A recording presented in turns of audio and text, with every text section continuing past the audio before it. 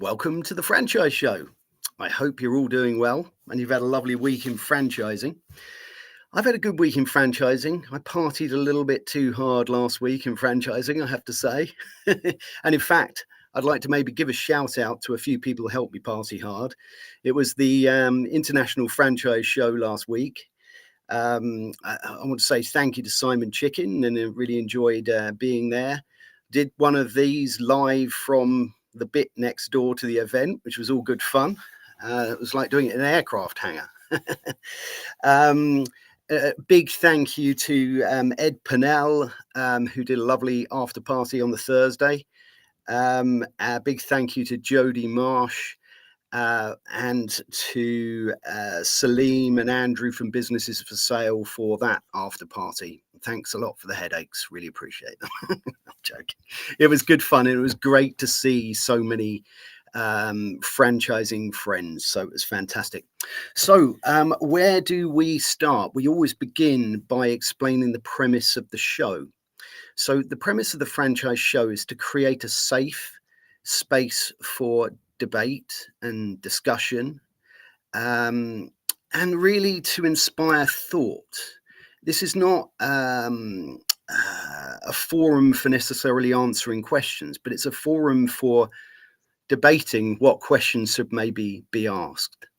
It's about franchising, obviously. If you're a franchisee, a franchisor, then you are welcome to be here. Each week we take a new topic as well. So every week we have a different topic and we have a bit of a deep delve into that. It's really very much a community-based show. And when I say that, what I mean is that anybody who is here in the audience, we like to bring them up on the screen, and we like to involve them in the conversations. And this week, the topic, and it's a good one, it's should franchising be regulated? So I think it's going to cause a little bit of a stir, a little bit of a debate, and we can have some fun and discuss the pros and cons of that very question. Before we start to get into it, I would love to introduce our wonderful guest for this week. It's the fantastic Gordon Drakes of Fieldfisher. So over to you, Gordon. Perhaps you'd just like to say hello and explain a little bit about yourself and a little bit of an opening gambit on franchise regulations.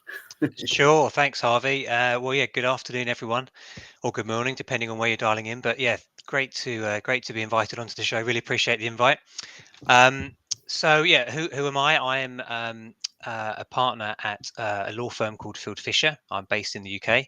I live near London. And I co-head the firm's franchising practice. So we've got a number of offices throughout Europe. We have an international franchising practice. And we tend to act mainly for franchisors across brands in various different sectors. And so today's topic is very interesting to me. It's franchise regulation is something that we obviously come up against on a daily basis, albeit from an English law UK perspective. We live in a kind of low regulated environment in relation to other jurisdictions where we're often advising clients or helping clients expand into. So I can see it from both sides. And to be honest, when Harvey, you asked me to contribute on this particular topic, it was a bit like kind of going back to a debating club at school, which always used to terrify me a bit. But I remembered kind of, going back and trying to draw up your pros and your cons for your arguments to and from. And to be honest, I remain, typical lawyer, slightly sitting on the fence on this one. I really do see the goods and the good sides of self-regulation, but also do see some negatives. And equally, although I don't live and breathe regulation, but I do see it from the outside perspective when advising clients about different jurisdictions. I do sometimes wonder about the sanity behind some of those regulations and whether they're really fit for purpose. So I'm very happy to talk about it from both angles, and I'd love to hear more about what the community tuning in today has to say about this as well.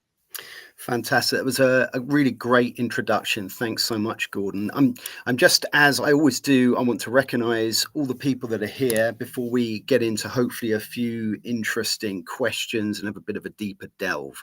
So we have the ever wise Simon Wise with us today, my partner on the other show, which is Franchising Brand Stories on a Thursday, same time, same place, under the stairs. We have Kelly Steinecker from Phoenix, Arizona. I've known Kelly for a while, done lots of LinkedIn Lives with her, and her show follows this one. It's The Awesome Journey, so please tune in. We've got Bob. Great to have you here, Bob. Bob is a regular contributor. Looking forward to hearing your thoughts, Bob. He's in the USA, so it'd be interesting to hear his thoughts on regulation. It's certainly, I think, the differences between the UK and the US are something it's worth having a conversation about. We've got Mara, the lovely Mara. Mara has been a guest on the show twice, and she's from Italy. And it'd be interesting to hear the sort of the European take on regulations. So please make a comment where you can. We've got Michael Carr. I was privileged enough to meet Michael in real life at one of the after party thingamajigs that I went to. Great to have you here, Michael. Looking forward to hearing your thoughts on regulations. We have a LinkedIn user saying hello. I'm not sure who that is, but hello. Let me know who you are. We have the amazing, the wonderful Jason Kaber from SEO Samba, our wonderful sponsors for the podcast. So it's great to have you here, Jason. Look at this. I'm going to put up your logo right now. And there you go. It's great to have you here. I'm really looking forward to hearing your thoughts on regulation. Again, Jason is based in the US. We've got Johnny Joseph here. Lovely to have you, Johnny. He's been a guest as well. He is a franchise auditor. So that's a really interesting one because, you know, there are standards, you know, regulation standards, you know, do they sit in the same space? But certainly, you know, he's trying to make sure that those standards are upheld. So it's really interesting to hear your thoughts. Okay, we now know who the LinkedIn user is, and it's Neil. Great to see you here, Neil. Fantastic to get your thoughts on this interesting topic. We have Jitin. Jitin has been a guest. He was a franchisee, aged just 22.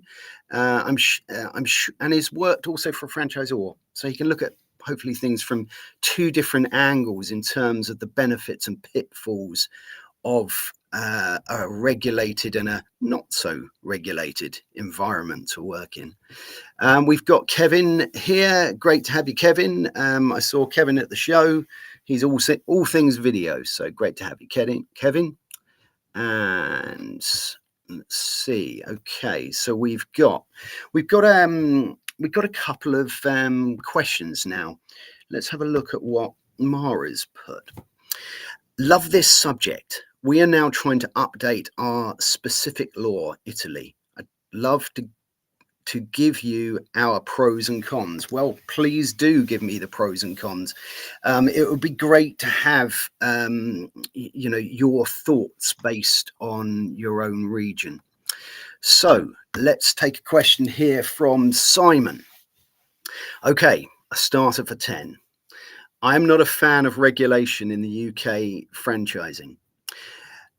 You can tick all the boxes as a franchisor, but still offering a bad franchise. Where is the protection in that? What do you think about that as a statement there, Gordon?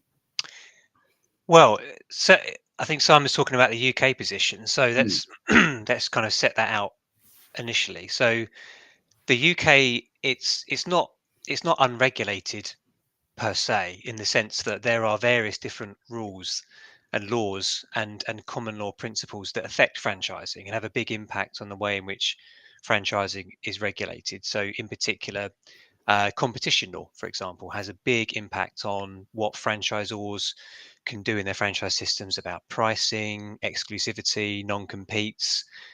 supply chain restrictions, online activity, and so forth. But I think what we're talking about here today is more about there is no franchise specific law in the UK.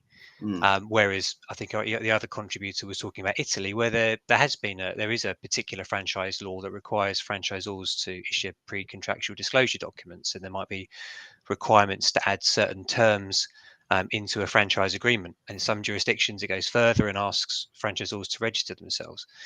So that's kind of the very broad overview of kind of the unregulated self-regulated position and the regulated position. I mean, in the UK, where there is that absence of regulation, it's not a complete vacuum. There are, as all of the listeners will be, I'm sure, familiar. There's the organisations such as the British Franchise Association, which claims to have about the majority, I think, of franchise systems as its members in the UK, and membership requires those systems to adhere to a code of ethics, and that in itself then does a number of the things that some of those other jurisdictions try to do through statute. So under the code of ethics, there should be some kind of disclosure before you sign a franchise agreement. There's a general kind of obligation of transparency and fair dealing that should be running through the agreement. It does have an impact on the types of terms that should be in that agreement, and various other things that kind of sit around the agreement in terms of the way it functions. So I think by and large, the self-regulatory position in the UK does work quite well, but it's definitely got its issues, and we can talk about more of those as we go through the conversation. But certainly, I mean, in last year there was 4 kind of high-profile cases hitting the courts, some of which involving kind of BFA members, and a couple of the previous year as well, which were not great examples for franchising. And I think that's perhaps where Simon might be alluding to in the idea that certainly in that self-regulated environment, I think that can actually be a good way of having high standards and being reactive to market changes and so forth. But you're going to get bad actors, and I think one of the things I'm struggling with is whether you regulate this through statute, or you have a self-regulated environment.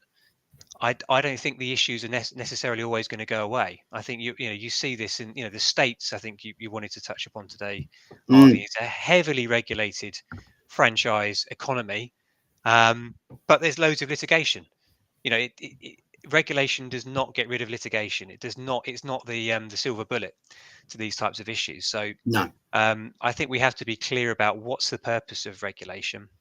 What do we want it to achieve, and is that really better than a self-regulated environment? I think that's absolutely great. I mean, I'm writing these things down because you make some really good points. I think transparency is a fantastic point to make. Whether it's regulation or not, just having transparency and making sure that everyone is aware of everything that they're committing to and what could or could not happen. What I really like as well, when you said about what the purpose for the regulation is, try and understand what that purpose is, and then perhaps make that regulation, if it was to come in, suit that purpose a little bit more. I suppose another thing is you've got to try and work out who might be putting that regulation into place, and to make sure that they completely understand their market that they're trying to improve and help. We've got a few more questions coming in. Let's take one from Jason here. Now, Jason's put, Gordon, it's a balance for sure. My experience as a VP of FranDev, the FDD is a great tool. Here we go. This is a big difference between the UK and the US. Is a great tool for protection for the franchisor. Keeps the franchisee accountable for day one, and help vet candidates based on their engagement with the FDD. What are your thoughts? Quickly on this, I think Jason's made a really interesting point that the FDD is a protection for the franchisor. Yeah. I mean, I know we're talking very generally here, but would you agree with that it's that protection for the franchisor rather than the franchisee? I think it is generally, as long as the FTD is a genuinely kind of truthful, factually accurate document and doesn't contain anything in there which is actually incorrect and going to mislead a franchisee. So let's assume that it's a good solid FTD we're talking about here. Then yes, I think in principle that is a good document for a franchisor, and it's worth investing the time in to get that right, irrespective of. And I would say that to clients in the UK, where it's not actually a legal requirement, but also obviously where it's internationally, in some markets where it is required. And that's because one of the key issues for franchise, one of the key causes of litigation is pre-contractual representations. So where something is said in that pre-contractual process to by a franchisor, typically to a franchisee relies on that. That representation turns out to be incorrect or false, but they've already signed the agreement and they've made their investments. At which point the franchisee will turn around and say, "Look, I was lied to. This is not true. I want out." Um, Now, if you've issued a franchise disclosure document, really thorough document, and you've had the franchisee countersign that and acknowledge it, chances are the types of issues which the franchisee is going to be claiming a misrep on are going to be captured in that document.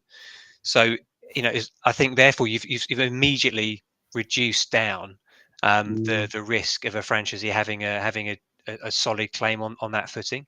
So I think it definitely works for franchisors. I think it's good practice, irrespective of whether you're talking about a regulated environment or a non-regulated environment. mm, I'm in favour of disclosure documents. I think the only caveat would be, to play devil's advocate to our American listeners, is there's a massive difference between a US style FDD and the type of FDDs which you might see, say, in the UK or even in Europe. We're mm, talking, 100, 150 pages in the US. It's a massive document, has to be updated annually. So it's great if you're a US attorney. You've got that regular income from your clients. Um, but is that really necessary? Is that mm, level of detail really necessary? mm, And that's quite a burden for small franchisors and also franchisors looking to enter the US market. That's potentially a barrier to entry. Um, I whilst I do think I'm in favour of franchise disclosure documents generally, I do mm, think that it needs to be proportionate. So I would be in favour of something a bit mm. kind of lighter touch and more Sure. more focused. No, that's great. I think you're right, and I think it goes back to the purpose and what it's going to achieve as well when Hmm. something like that perhaps is put into place. Let's have a little look at a question here from Simon.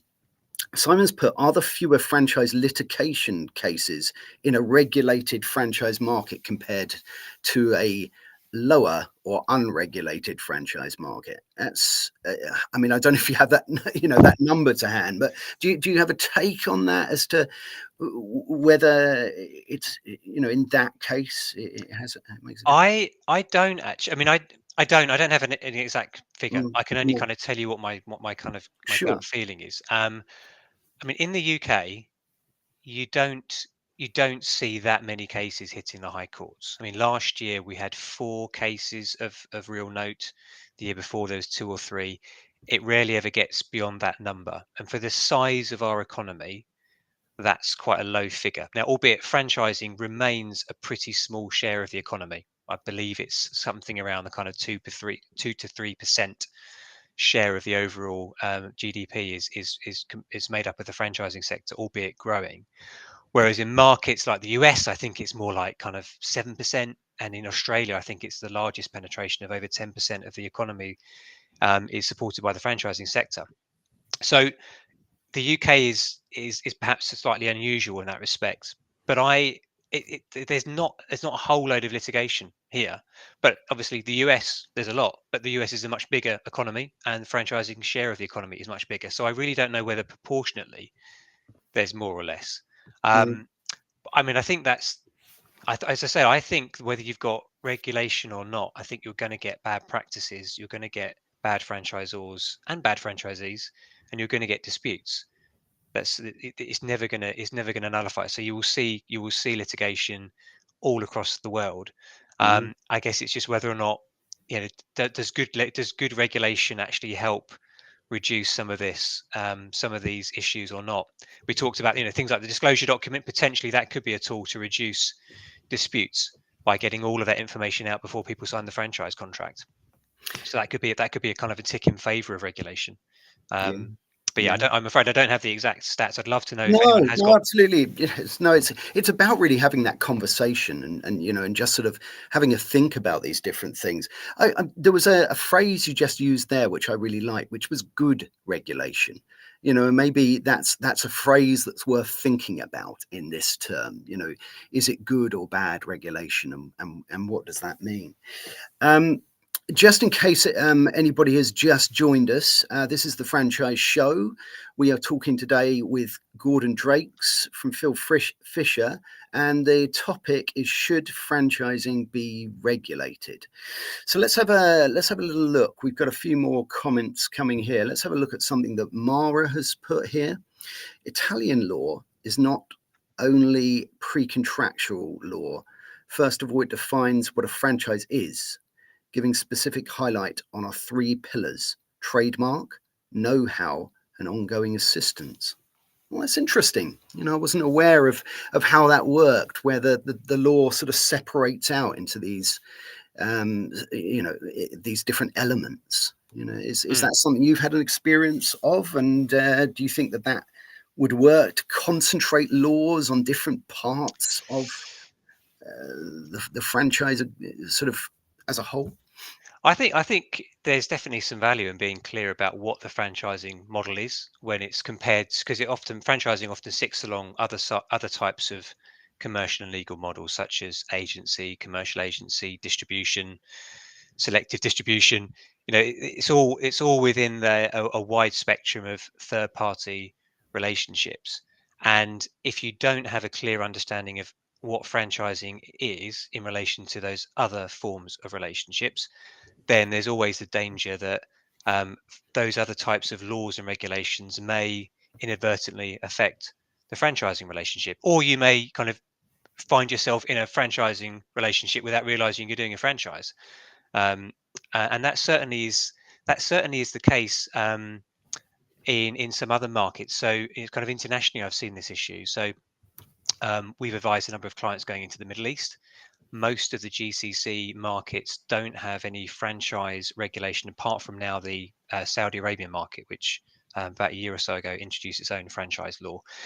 And that is interesting because the rest of the GCC has a concept of commercial agency, which is similar to a commercial agent in Europe, but they apply those rules. Those rules apply generally to franchising.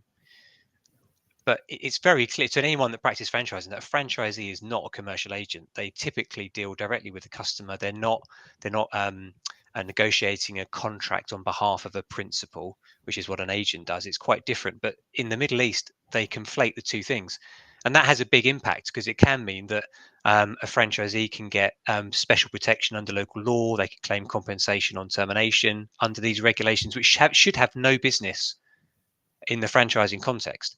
So in Saudi Arabia, they've dealt with that issue, because now it's very clear. If you're a franchisee and you're complying with the Franchise Act and you're registering yourself with the franchise registry in Saudi Arabia, you don't have to worry about commercial agency anymore. You will be treated as a franchisee, as distinct legal concept, different from commercial agency. So there's definitely some benefits in having some clear separation from this. I mean, in an unregulated environment like the UK, we still have these different touch points, similar to where it is in Italian law. The code of ethics defines what a franchise is. You can look at competition law as well, and in the guidance notes to the block exemptions, and that will give you a good indication, a good description of what a franchise system is against other forms of distribution. But I guess maybe what Maria is alluding to is, this is one of the benefits of regulation, is if you've got a franchise regulation that clearly says this is what a franchise is, it's very clear and digestible for the layperson to understand. In an unregulated environment like the UK, where you've got something in a non-binding code of ethics, or something in some competition or block exemption, it's hard to find that. If you don't know it's there, you're not going to find it. So, and that therefore that's one of the downsides, I think, of self-regulation, is you therefore do get uncertainty. People don't really understand, or there's a lack of standardization. There's a lack of understanding across the market as to what franchising really is. And I think that lack of understanding can therefore create the space for disputes, for disagreements, and could even act as a bit of a brake on franchising, because it's only the bad news that captures the headlines, Mm. and that can put people off and give franchising a bad name. So you can see how all these different issues are connected as to kind of how different economies and jurisdictions deal with franchising. No, definitely. No, I think you're right as well about, people trying to understand the industry as a whole. I mean, if only someone was doing a show on LinkedIn to describe it a little bit I know. better. If only someone would do it. Wouldn't that be amazing? I liked what you said about the code of ethics there. There are organizations, like you said, such as the BFA, that are attempting within a lesser regulated environment to put in place some things that perhaps can help standardize things and help improve the process. The reason I started this show was to help people make a better decision, a more informed decision, help people think about the questions perhaps they should be asking at the beginning.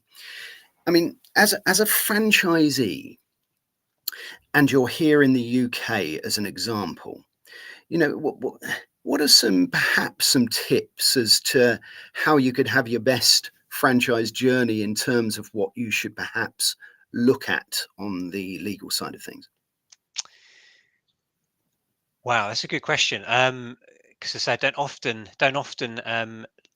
advise the franchisee. It's often Sure. through the lens of the franchisor. But I mean, from a franchisee perspective, I imagine it could be quite daunting, because Mm, you're the one that's having to often put your own personal um, livelihood on the line. You're often being asked to give a personal guarantee. You're having to raise money and invest that into the franchise. You're then being asked to sign a franchise agreement, which at first blush looks incredibly onerous, and imbalanced and unfair. But you're kind of being asked to, don't worry, trust the process. If we get on fine, then it's all going to be fine anyway. So there's a huge leap of faith, which franchisees are required to take. So I can see why it is quite daunting for mm, franchisees to do that. So if I was a franchisee in this environment, then I would be definitely looking um, for franchise systems which are members of the BFA, as opposed to not, because I think if you are members of that kind of organization, you are adhering to the code of ethics. That does kind of give a bit of kind of a quality assurance mark on that franchisor. Going back to an earlier contributor's comment, I would be asking for a disclosure document as well. And I would be kind of all over the whole discovery process and really understanding the business plan before I signed up to it. I think those are the types of things from a franchisee that I'd be looking to do. I think it doesn't solve the the conundrum of the franchising from a legal perspective, which is that mm, from a franchisee perspective, and I'm talking here more about kind of the mom and pop type kind of unit franchising agreements, where there's just that asymmetry of power and bargaining position. I mm, don't see how that is really ever going to be truly resolved, um, mm, those agreements are drafted in a particular way to protect the franchisor and the system, and the franchisee is going to be part of that system, and they will benefit indirectly from that type of arrangement, as long as they kind of comply with the system. But they are being required to put their money and their livelihoods on the line and sign an agreement which, um, on its face, looks very one-sided.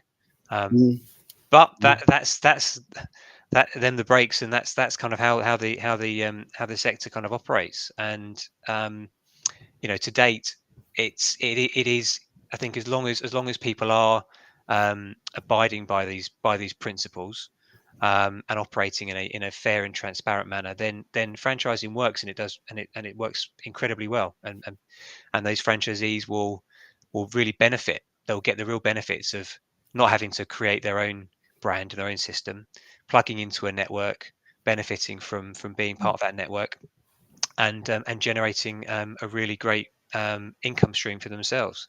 So Mm, it's that trade-off.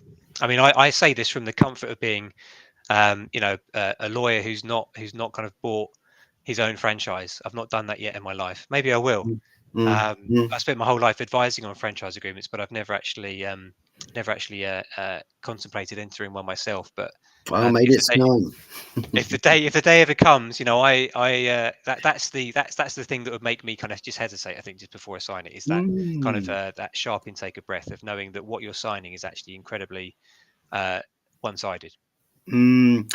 I mean, here Simon's put a comment about this. As a franchisee, you have to accept that the balance of power is in favor of the franchisor.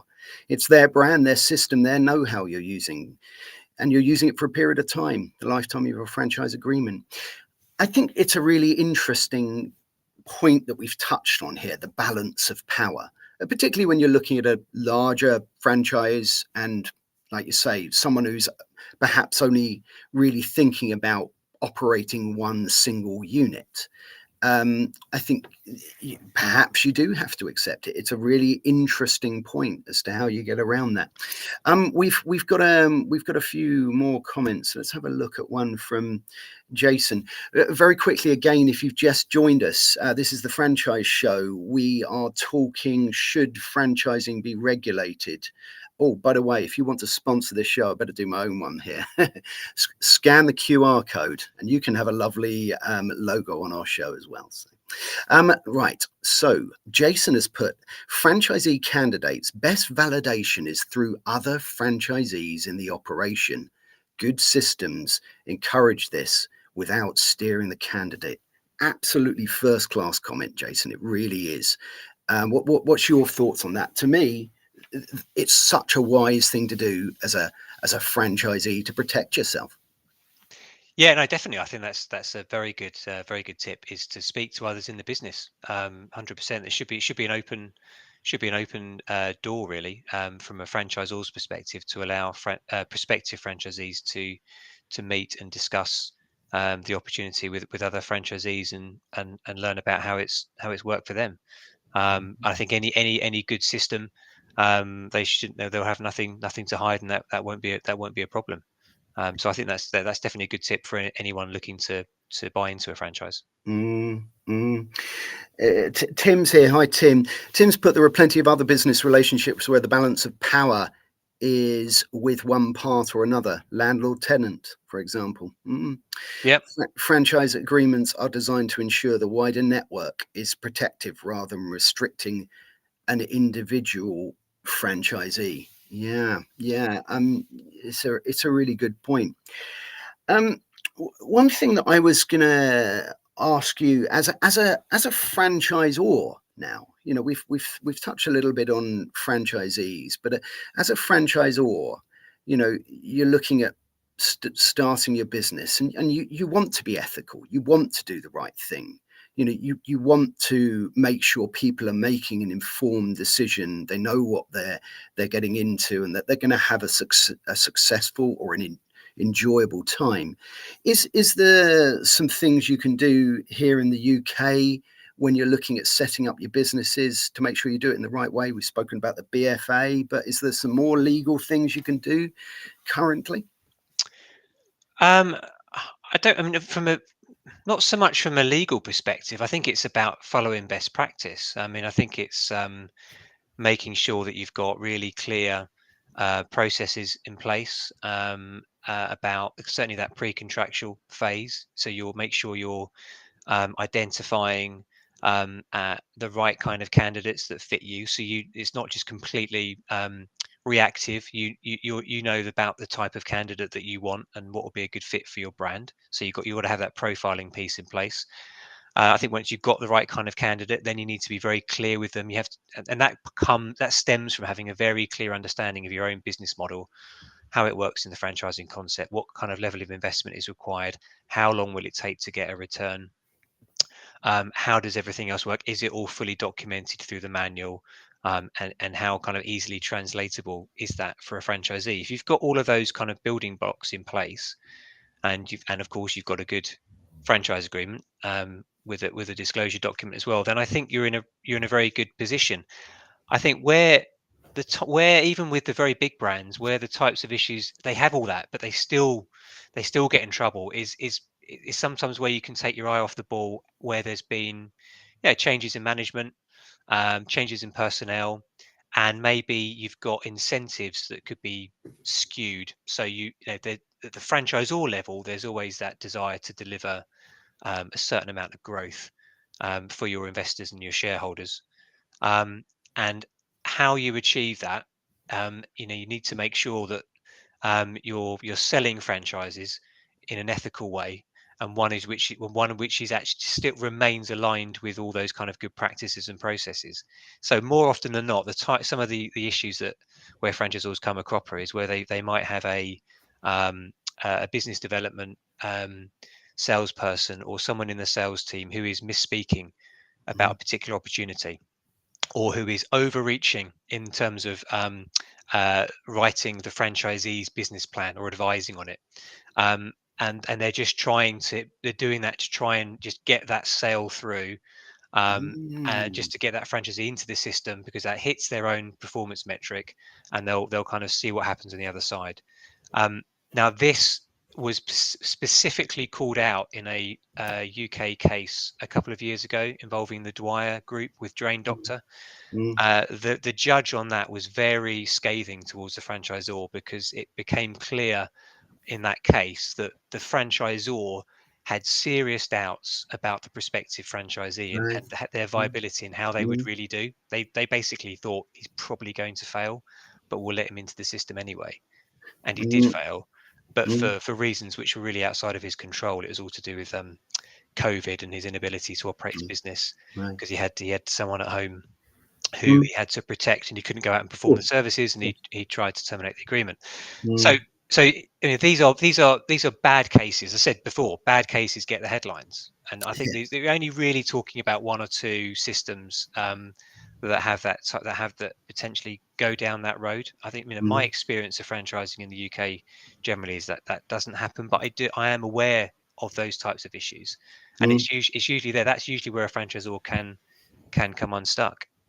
So sorry, to go back to your question, it's not so much about law; it's more about just best practice. Yeah, I And think making sure that's you've got those really, alignments really right. good. Yeah.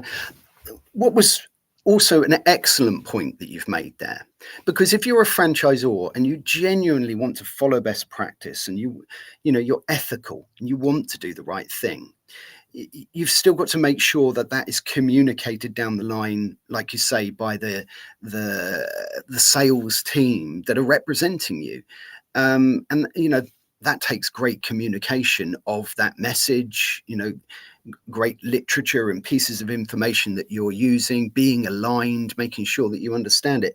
But I think it's a really good point, and maybe it's worth, as a prospective franchisee, you talk to other franchisees in the network, you talk to other people within the company about issues that you consider to be really important. Jitten's put some great points you've raised there, Gordon, with the franchisee versus the franchisor. I think we have to stand back and understand whether introducing regulation will benefit the franchisor or the franchisee in the main. The greatest due diligence a franchisee can carry out is through spending time with other franchisees who are already in the system. We've touched on that, haven't we? And I so agree with that if you can speak to people who are in the business, already doing it, already experiencing it, and that you have freedom of choice within that network to speak to whoever you want, then it's great practice.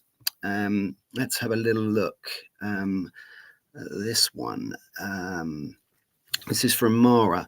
Our laws oblige the franchisor to give the network consistency and the identifications of the franchisees so you can contact them.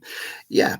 I mean, that transparency appears to be a bit of a word of the session today. You know, if you are transparent about what it is that you're doing, and you really are genuine about trying to get that message across, then hopefully franchisees can start to make a good decision. You know, I always talk to people about the fact that it's a trust journey. You know, when you're first starting to talk to someone, they want to know whether they can trust you, whether they can trust what you're saying, whether they can trust the company that they're going to invest in. And the more time, the more due diligence, and the more people that you speak to, hopefully the more trust that you can build. What's Mara put here? As always, a good franchise is built by good people. I like that. I really do. You know, I think that's right. I think if you've got those intentions and that's what you want to do, it should filter through. You know, we've spoken a lot on this show about culture and values within an organization, you know, and we've often said that a individual's values should translate into a company culture, whether it's franchising or whether that's just another way of scaling a business. But if you can truly translate that, and therefore everybody else has those same values and cultures, then it's going to be a good thing. Let's have a look at what Bob's put here. So Bob's put, as Gordon is involved in franchise law, how often does he deal with franchisors having misrepresented their brand and they are taking legal action against the franchisors? Is it common? Yeah, so it's an interesting question. You know, is it common for that to happen? I mean, it's interesting. You said that there were 4 cases that came to light last year in the There UK. were 4 last year, but actually most of them, interestingly, were around issues around renewal, Right. and refusals of the franchisor to renew, for different reasons. They were not so much to do with misrep cases, apart from one, where a franchisee alleged that there had been a misrepresentation about its the nature of its exclusive rights under the franchise agreement. So it was an unusual year in that sense, because often, as I said before, like franchising, one of the kind of core, or one of the core causes of disputes is misrepresentation. But that wasn't actually the focus of the disputes last year for whatever reason. But I'm not sure if I understand the question correctly. How often does he deal with franchisors who have misrepresented their brand? Does he mean franchisees or? Yeah, I think so. Yeah, and I Yeah, think you answered that actually yeah, pretty well, and it sort of takes it back to the fact that actually in the UK, you know, there were 4 cases. Is that, I wonder, is that representative of the number of disgruntled franchisees, or or not? You know, it's not a lot of cases, which indicates a positive. But you know, it's certainly food for thought. Let's have a little look at this comment here from Simon. Many franchisees don't do that essential due diligence because they think, hey, they've met the regulations, so it must be okay. This is a great point. This is a really, really interesting one. For me, I think it's an interesting one. You take America, you take an FDD and the item 19 and these sorts of things. And, you know, you get your FDD and you've got 2 weeks to look through it with your lawyers to make sure everything's good, you know, and you sort of start to rely on it rather than asking good questions and, you know, investigating and doing your own due diligence. What's your thoughts on this one? yeah, I do. I think it's definitely true, that some franchisees, although I said earlier, that franchisees are being asked to make a big commitment and leap of faith, often by signing personal guarantees and making big investments and putting their houses on the line sometimes to get into the system. There is sometimes a surprising lack of due diligence on the franchisor, and maybe that's partly because they think, well, what, I can't negotiate the franchise agreement, it's non-negotiable. What's the point? But but I do find that attitude surprising, given kind of what's at stake, and what's required. So I would always encourage any potential franchisee to get advice from in the UK at least, a BFA accredited lawyer, someone that knows franchising. Even if you can't change the agreement, you need to understand why it's set up like it is, why there is that imbalance that's baked into it, and what that could mean in the worst case scenario, before you sign that agreement. I mean, it doesn't cost that much in the scheme of things to get that kind of advice, and I do think it's crazy that people will voluntarily forgo the option to take legal advice before signing something that commits them for 5 years and hundreds of thousands of pounds potentially. Um, so I do think that there is a lack of due diligence sometimes. I think the BFA does a good job. I think more increasingly so. And picking up someone else's point earlier on the chat about the issue with self-regulation, and I think an analogy with sport. Yes, Um, it was Johnny Joseph. Let me just put this one up yeah. while you're talking. So, Um, so, so I mean, the BFA is a self-regulatory body.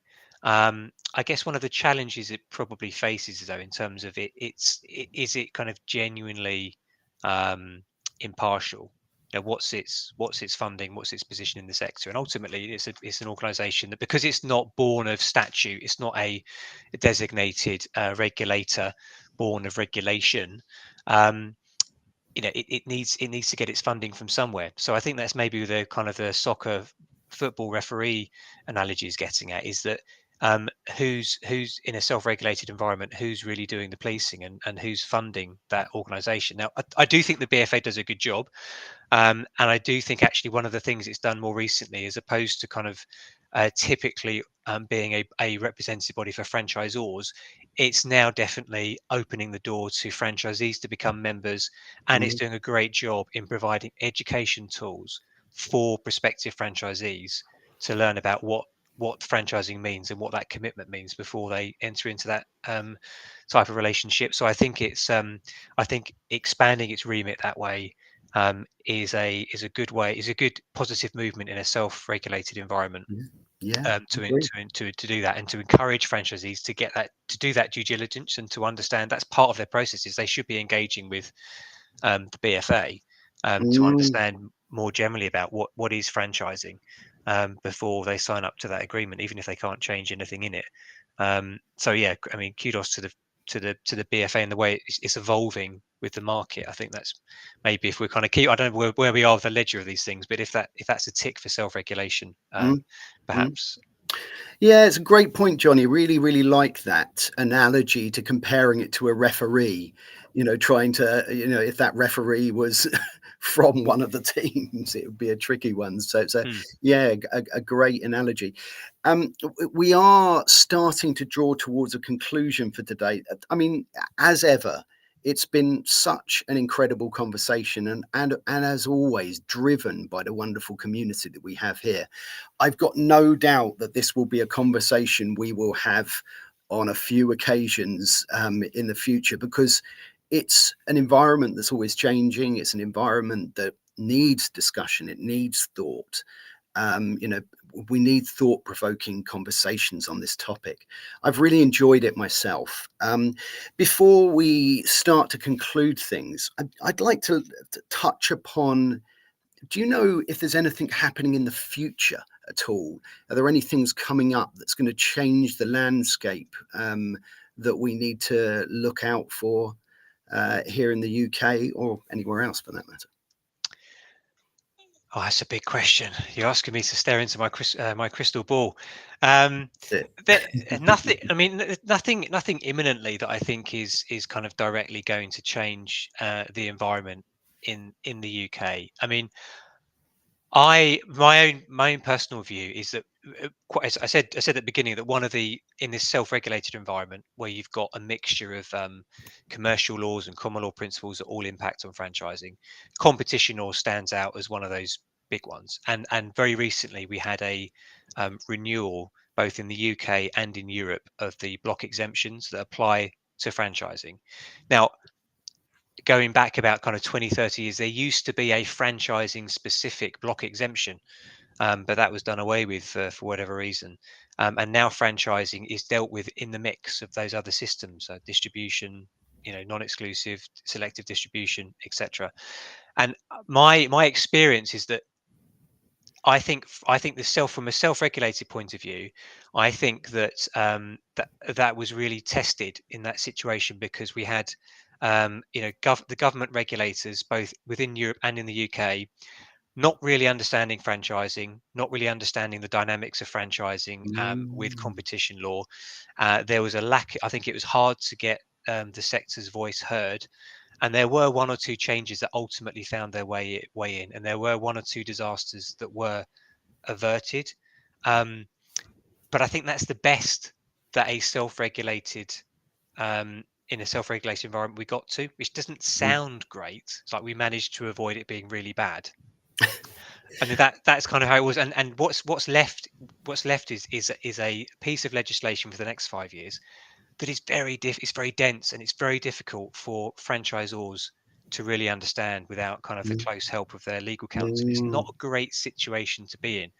Now, I don't know, in the next kind of 5, 10, 20 years, when you've got things like AI having a really big impact on the economy generally, and no doubt that will spread into franchising as well.